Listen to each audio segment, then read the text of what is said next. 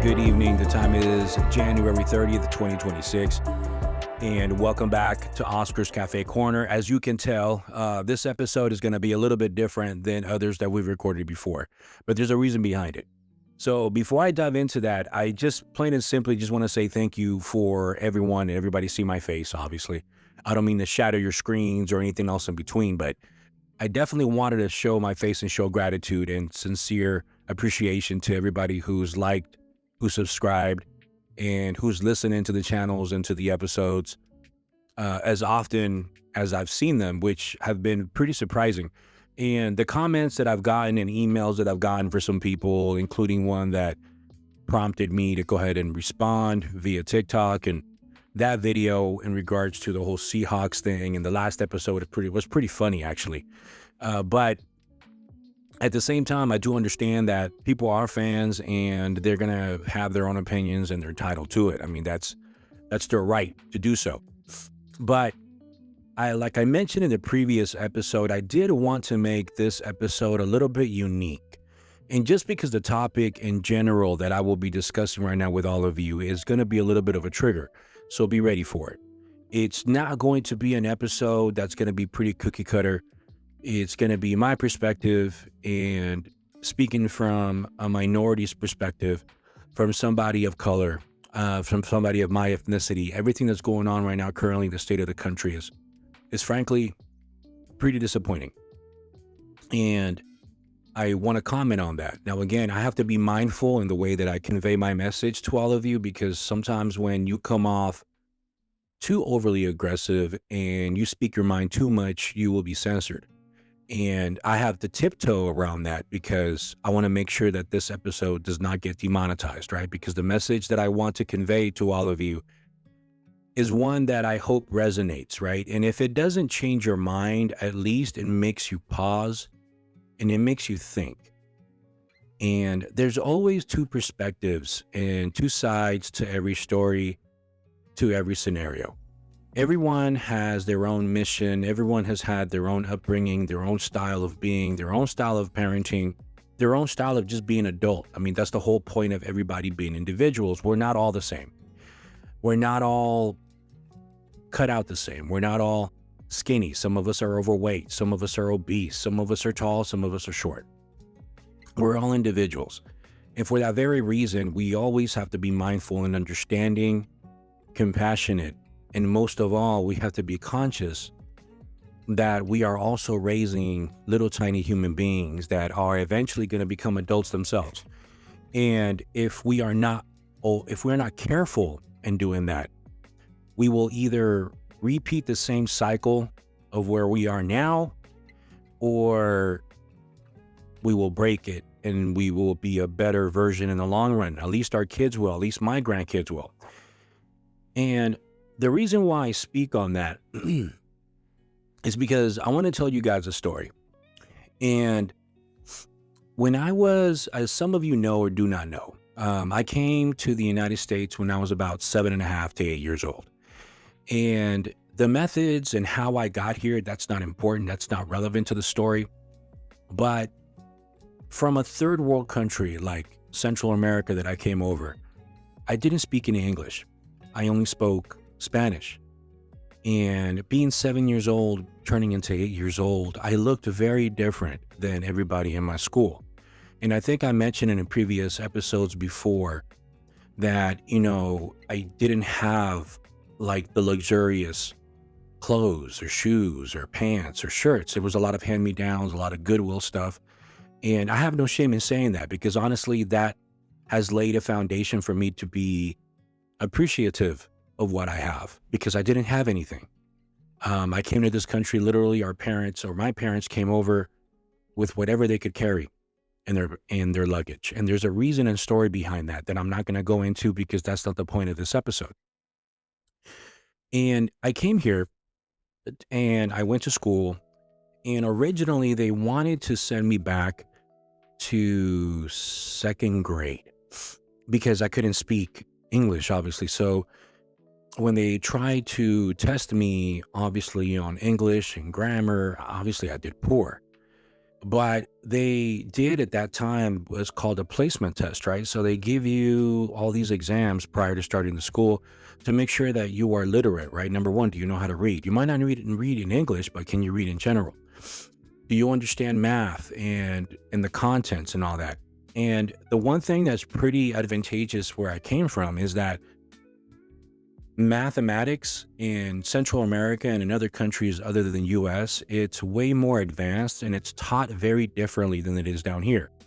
Where I've noticed that the education system here tends to kind of slow down a little bit and it bogs down to allow other students to catch up. And then it creates like a mean, and it creates like a norm, right? And then we proceed and we move forward. And in Central America, it's not taught that way. It's either you catch up or you get left behind. It's pretty it's pretty cutthroat in a sense, but it's very competitive because when you don't have anything, and you are low income in our country, like all you have left is your education. It's your knowledge. You might not necessarily have the fanciest piece of clothes, but you have knowledge and understanding of the world that's around you. You understand mathematics and engineering and things like that. So it's a way different style of teaching out there than it is down here. For example, like educators in our country are revered, right? They're highly respected. And it's not one of those places where you talk back to. Discipline is very strict. And in some cases, in some schools, they are an extension of the parents. And in the case that, depending on the sort of school that you went to, you would get disciplined with a ruler. And that's the way it was. But that was normal. There was no, oh, I'll catch you on video. I'm gonna call the cops on you. No, it didn't work out that way. That was the expectation. Now, granted, to some of you listening might be thinking, oh, damn, dude, that really sucks. But that's just what it was. That was normal to us. So anyways, I came to the United States 7 or 8 years old, and I didn't have any friends because I couldn't speak the language at all. So I didn't know how to really communicate until I believe at the end of my third year, I remember I met this gentleman named Michael, and he was of Asian ethnicity. So he was Filipino, but he had just come from the Philippines actually at his age. So it was interesting because he had broken English as well, and so did I. So how we communicated, I don't know. We communicated through play. That was the most common and most easiest way to communicate. And he was my good friend. And so I was the same thing for him. And we would help each other doing our exams. And after the placement test was taken, he took it too. They put us where we needed to be, which was in third grade. And then I remember in class, him and I would always get straight A's and pass all the exams in math and other items and science, etc. But when it came to English and grammar, we did piss poor. It was just a shit show. We were a mess, but we found a way. Fortunately, at that time, the teacher that we had in third grade, we weren't the only minority in her classroom. And at that time, they didn't really necessarily have English as a second language, which now they call it dual immersion, I think it is called, where they teach you Spanish on purpose. Back then was they taught you Spanish and transitioned you into English classes just so you wouldn't get left behind. Well, after I went to that school and I passed my school and passed my grades, we moved from that school and I went to the one in downtown San Francisco. Now, in fifth grade, my parents and we moved from Daly City, from the city we lived in, to San Francisco, which is about maybe 35, 40 minutes away.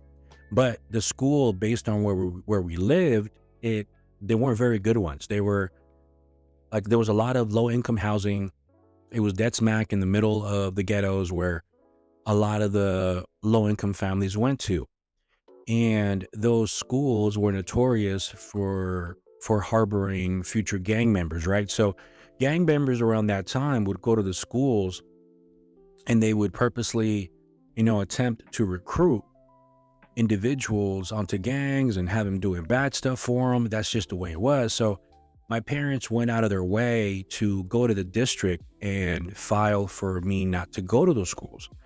And they wanted me to go to an out of district school. And so they did. It set me up to go to downtown San Francisco. It was an elementary school right underneath Coit Tower. Those of you who know San Francisco and know where Coit Tower is, there is an elementary school directly underneath, under the base of that area, and that's where I went to.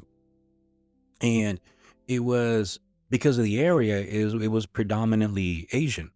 So you can imagine me. I have broken English. I can barely speak any English at all. Period. I have no friends. I have nobody. So then my parents were like, "Here's a great idea. Let's go ahead and put you into an English only class." And I'm not even bothered with the ESL classes because of the grades that I was having. My parents felt that I needed a challenge. So they put me in those situations. So I remember the teacher that I had in in fourth grade. And she was, I guess you can say, she was very difficult and she was challenging. And I noticed a little pattern that the homework that she would give me would be a little bit more different than the ones that were given to other students. Now, I was receptive of this because during that time, during elementary school, and I'm not sure they do it now, I think they do it now, where you take an exam and you pass it over to the person next to you, and then they grade it, and then everybody jots down how many you got right, how many you got wrong, etc. And I noticed that the questions that I would get were very different than the ones that other people would be getting. And I remember bringing F's at that time. It wasn't a point system. It wasn't 1 through 4, 1 through 5. It wasn't passing excellent like they have now. No, it was a letter grade that you would get. So I would get F's in math. And then my mom, I remember, giving me a hard time, and my dad was because, like, what's going on? You're studying, you're doing all this and that, and you're still getting a poor grade. And I didn't have an answer. I didn't know. So I would go to the teacher and try to ask, "Hey, is there anything that I can do to make up my grades in the broken English that I had?" And she would give me a stack of papers for me to turn in. But I would bring those math papers and show them to my dad. And my dad himself was like, "Hold on, this is the homework she's giving you?" And I'm like, "Yeah." It's like, "Well, you haven't even touched on this subject. This subject is completely advanced for you. Has she even taught any of this?" And I said, "No, we haven't. I'm just trying to do it the best that I can and trying to understand it." And at that moment in time, a spark lit under my dad. He was like, "Something ain't right." And then so I would ask other students, I'm like, "Do you get this type of homework?" And then they would tell me no, and they would show me the homework that they would get. And the homework that they would get was right on par with what was being taught. So whatever reason, the teacher felt like she wanted to give me much more advanced stuff. Now, you would think that you'd be flattered by this, but my parents didn't like that because I was the only Hispanic student in that classroom. I was the only one. I was the only one with, like, broken English. Everybody else spoke fluent English. I was the odd man out. So you can kind of gauge where I'm going with this, right? And then that was my very first experience, I think, after we had a parent teacher conference with her, that it was my very first interaction with racism and prejudice. And I didn't know at the time what it was. I just knew that the teacher was acting different. And my dad, at that moment in time, like, he tried to dress up himself up to the nines and went to go talk to the teacher with broken English as well. And he noticed that the teacher was just being completely dismissive. And she had no reasons. And basically her response was, "Oh, this is the curriculum that we're teaching all the kids." But I would insist that that's not the case. So then we got the ESL department involved because they'd had one. And one of the teachers, Mr. Galavis, I still remember his name. And wherever you are, sir, I greatly appreciate you because I have a very important story that involves you that I'll dive into in a second. So he basically went to the principal and he sat down with us and that particular teacher, and he confronted her saying, "Hey, the curriculum that you're providing Oscar is a little bit more advanced than what we're teaching our kids. We haven't even taught fifth graders this content. Where are you getting this curriculum?" Her response was, "Well, based on his assessment, he is capable of doing this work." And then his response was like, "Yeah, but have you taught him how to solve any of these problems? Or are you simply giving it to Oscar and letting him just figure it out on his own, and then you're impacting his grade?" And then she didn't have a response for that.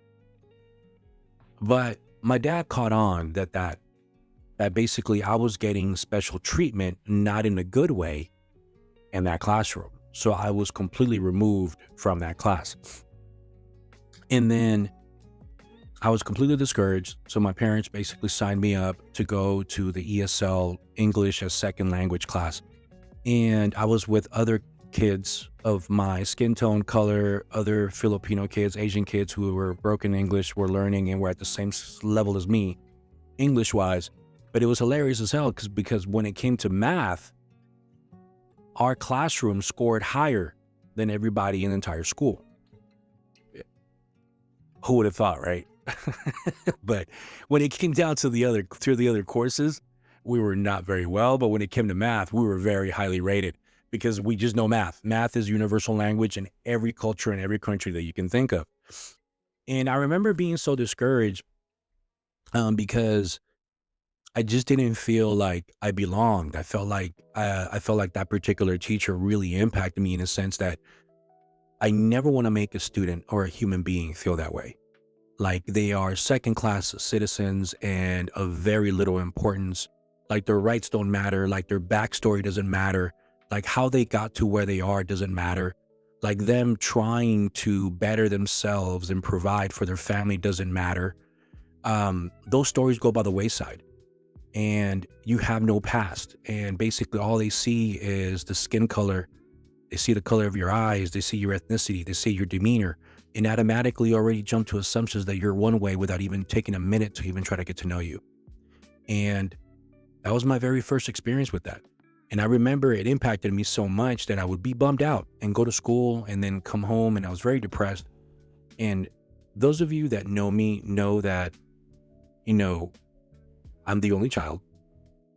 So that's the way it goes. And I had nobody to vent to because I was the only child. And I just had my parents, and my parents were working consistently. But again, I'm not trying to give you guys a sob story, but I'm trying to paint a picture of where I'm trying to go with this. And so Mr. Galavis, I remember he was the only instructor that I've met in my entire life that took the moment in time to look up my address and do a welfare check in my home. And I don't know if any of you have had a teacher take that sort of interest in your well-being and your safety, that the gentleman cared enough to want to get to know me and my family more, because he knew that I was being impacted by this so rough, like in such a bad way. And it stuck with me because it gave me hope that there are good people in this country. There are individuals and human beings and educators out there that genuinely care, that really take the time to look at test results and exams, really take the time to really teach and not just lecture.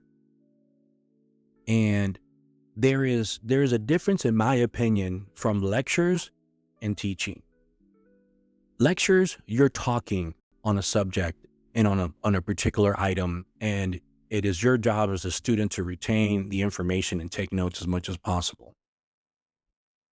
Teaching, to me, is more of a hands-on approach and a genuine sincerity about you and how you go about delivering that message to making sure that your students are receptive and they retain that info.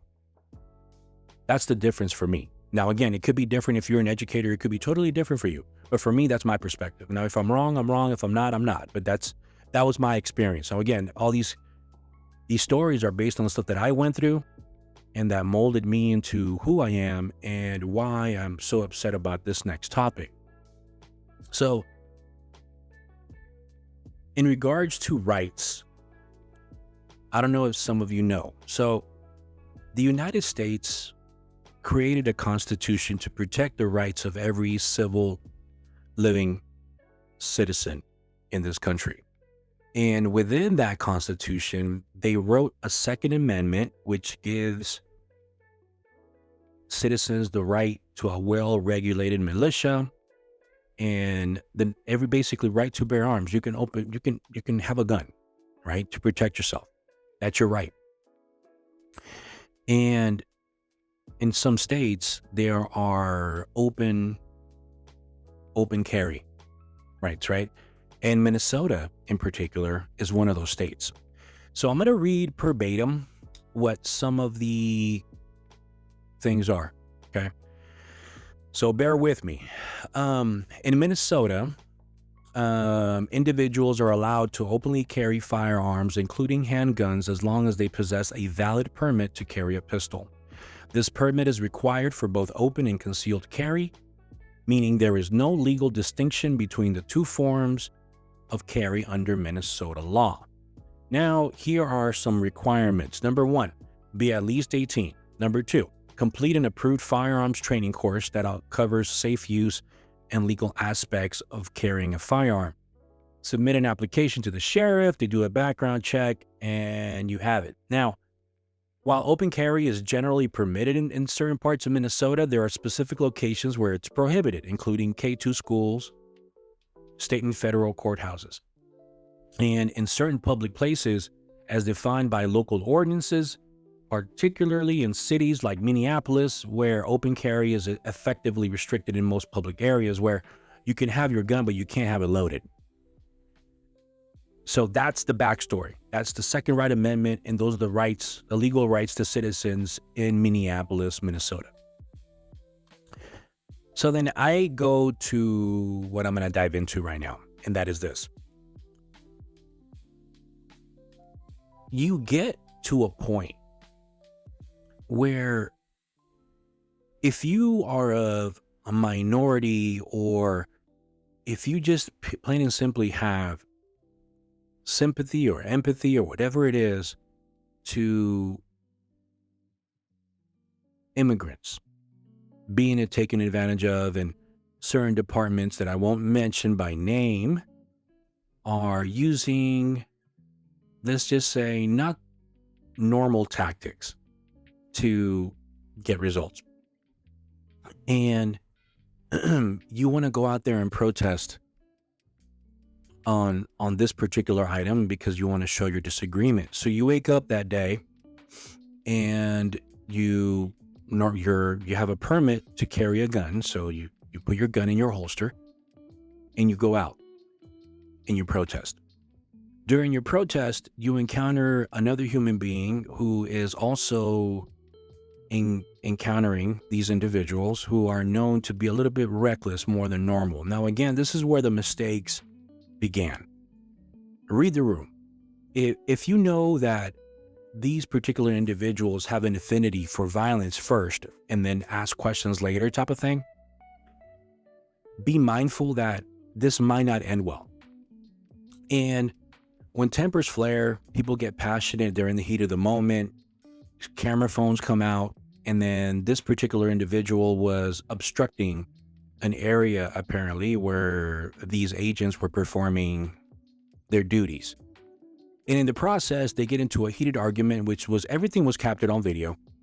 And in the video, it shows, this individual also being aggressive, and let's just say he wasn't as level-headed as he should have been with these agents. And at that point, I hate to say it like this, but it was basically a pissing contest at this point as to who was more right than the other. One person was standing their ground. The other one was enforcing their federal duty to protect and serve, I guess.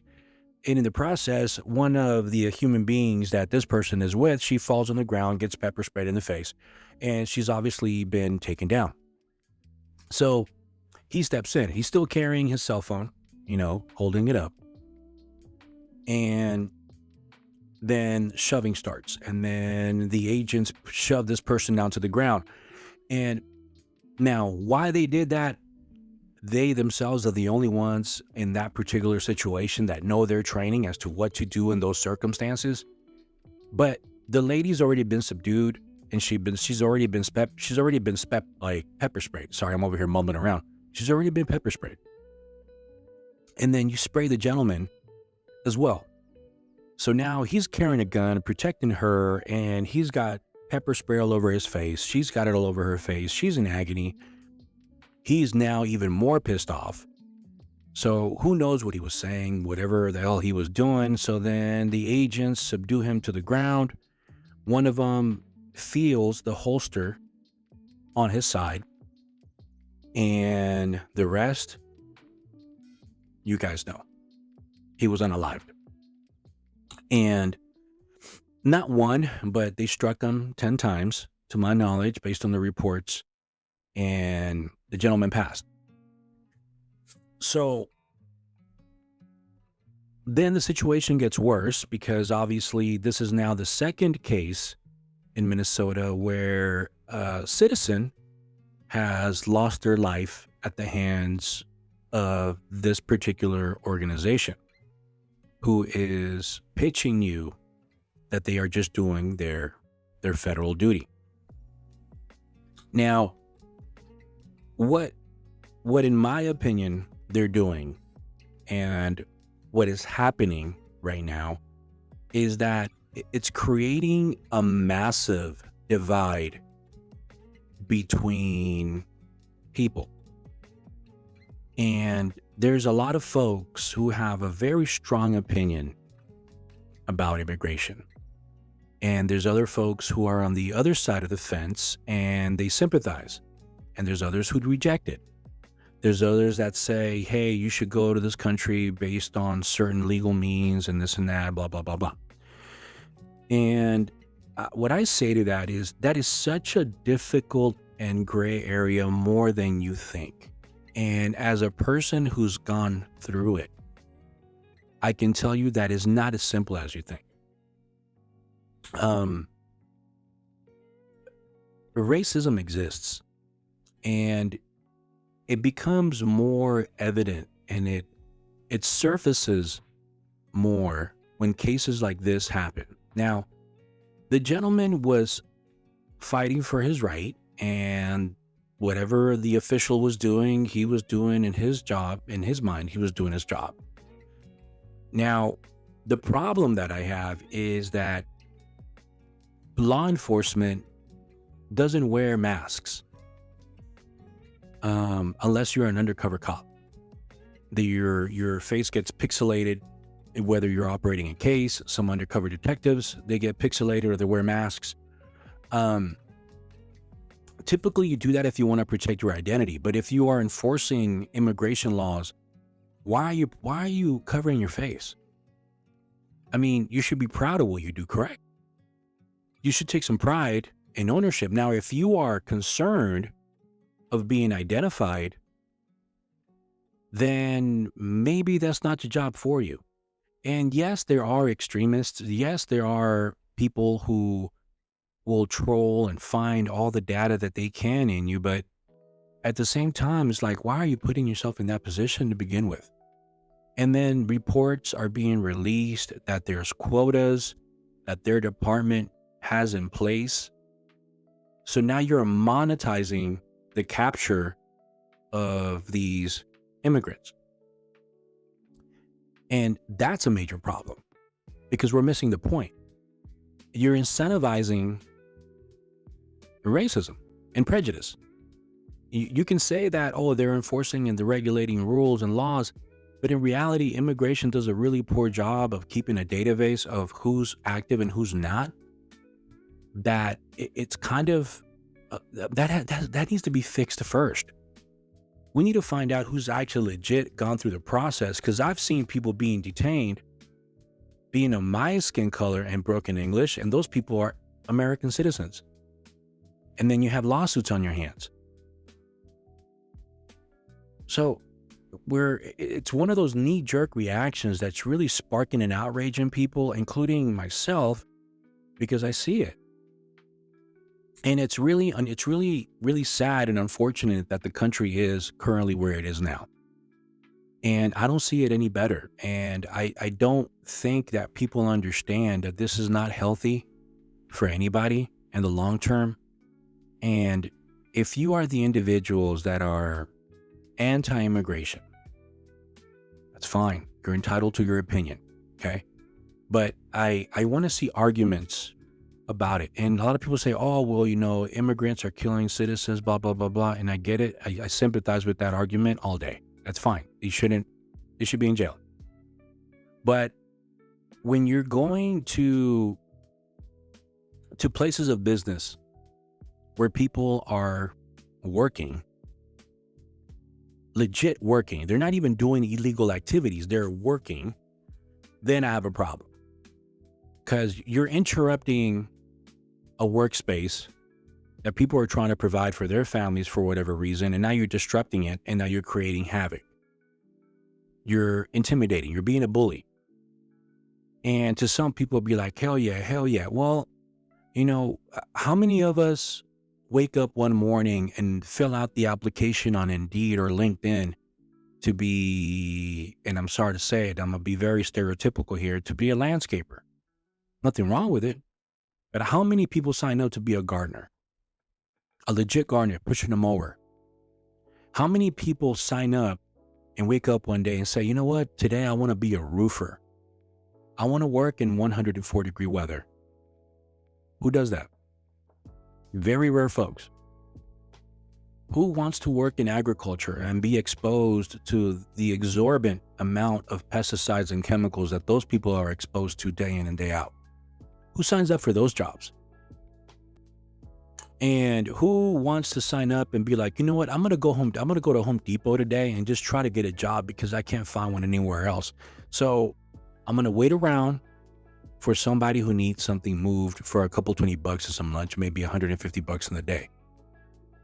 Now, I get it that there's ways that maybe these folks could go about it, and you might disagree with this whole entire argument, and that's fine. You're entitled to that.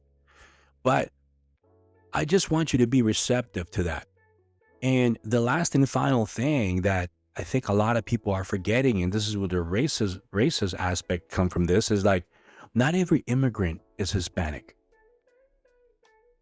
If you are one of those individuals that associates immigration illegal activities with Hispanics, you need to look at yourself in the mirror, because more than likely you're being a bigot. You're being borderline racist, because not every immigrant is Hispanic.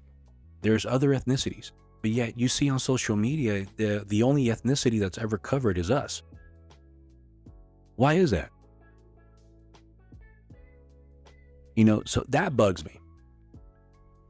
And I've even said this before in another episode, like the psyops and all of this and the social media and how things are triggered and sold to you. So you're bombarded with so much content and information that can kind of push you to feel a certain way or push you and motivate you to do a certain thing. I mean, and the part that I find it difficult for a lot of folks, and I completely relate with this, is like, we're talking about great grandparents that we grew up with that had an entirely different mentality than we did. I mean, we're talking about grandparents that were born in this country that lived through segregation in the 50s, civil rights movements in the 60s, then the whole Vietnam conflict in the 70s, then the Contra conflict in the 80s, then the Kuwait oil shenanigans in the 90s, then 9/11 in 2001. And before that, you were dealing with genocide, basically, with the Nazis in Germany in the 40s. So every decade, you're talking about generational impact and PTSD from people feeling some type of way against other ethnicities and other people of color. And then those people had kids, and they downloaded their own belief systems in their kids, their own apprehensions towards people of color. And then they have kids. You get what I'm saying? And it's generational. So if you find yourself in that type of ideology and mentality and thinking, rethink it, because that's not being progressive. That is not moving in the right direction. You are standing still and staying stagnant. Now, if you refuse to adapt and accept other folks of color or understanding more of the immigration issues and the other perspective because you just refuse to listen, then you're doing yourself a disservice. And if you have kids, you're doing those kids a disservice, because there's nothing more sad for me when I have to explain to my teenager and my 11-year-old what ICE is, why they are interrogating people, why they're taking them to jail. Why are they on camera filming a poor little 5-year-old being left behind? And the backstory goes that the guy saw ICE and he left his kid, but you took a picture and all you see is the kid. I get that story. But you see how we are taught to, or we're supposed to understand that agent or the agency for what it's doing because the guy left his kid, so they were just doing their job. We're expected to understand their perspective, their point of view. But are we not allowed to understand or hear the voices of those immigrants who are here legally? Like the ones that are being caught outside of immigration courts? I mean, you're talking about an individual that is trying to fill out their paperwork. They're going to court for their cases to be determined and decided on. And as soon as they walk out, they get put in handcuffs and get deported. So that I have a problem with. So if you're a minority, if you are Hispanic, be mindful of that as well. You can't change your skin tone. You can't change your color. You can't change your last name. Well, actually, you can change your last name, but at the end of the day, what runs through your blood, it's ancestral. You can't change it. You should take pride in it. You should try to build off of it and help. Now, help in the way that you're not going to go ahead and harbor a bunch of people in your house. No, that's not what I mean. But help by being receptive and open and supportive that these people are here legitimately, and what this organization is doing is not right. I don't give a shit how often you tell me that they're doing their job. Okay, maybe some of them are, but the ones that are being caught on video, the ones that are unaliving people and are able to go home to their families, and now those two people that lost their lives are gone, that's a major problem. Just how it triggers folks because, oh, this immigrant killed this person and yeah. Okay, we all get angry. Well, it goes both ways. At the end of the day, we're human beings killing other human beings. And what are we getting out of it? So always be receptive and open and mindful and acknowledge the other side as well. And I hate to end the episode for this to be this somber, and I wanted to make this very serious because I didn't want to sugarcoat it. I didn't want to make jokes. I wanted to get straight to the point on this one. That, I don't agree with what they're doing at all. But at the same time, some of those individuals are doing their jobs, whether I like it or not. But while we're sitting here fighting and bickering against each other, we're missing the bigger picture. Let's stop creating this toxic environment that our kids and grandkids are going to be growing up in. It is our job as adults to manage, monitor, and implement change, and not make it the same like the way we grew up with. That's my problem. We're so busy fighting each other that we're forgetting about the bigger picture. We're forgetting about cases that are being completely thrown under the rug. We are missing controversy, conspiracy things that are happening as we speak. we're on the verge of a lot of crap happening to the US and vice versa. There's a lot of political turmoil. There's countries that feel a certain way about us, about the US, and the way they feel about our particular administration, and our administration also, like, they are projecting this image and they're projecting this bully mentality to other countries that's not sitting well and it's not resonating well. And what people don't understand is, like, when this administration is gone and when they move on to whatever it is that they're moving on to, it is us that we're going to be facing the consequences. It is our kids that are going to be reaping the impact of their decisions. And we allowed that to happen. Be mindful of that. We are harboring and creating a future for our kids that at this point is very scary. So we have one or two choices: implement change, or accept and acknowledge that our children are going to have a very, very, very tough future. So before you criticize, before you scrutinize whatever it is that you see on TV regarding immigration, do your research. Okay? Because those people have voices as well. And with that, thank you and good night.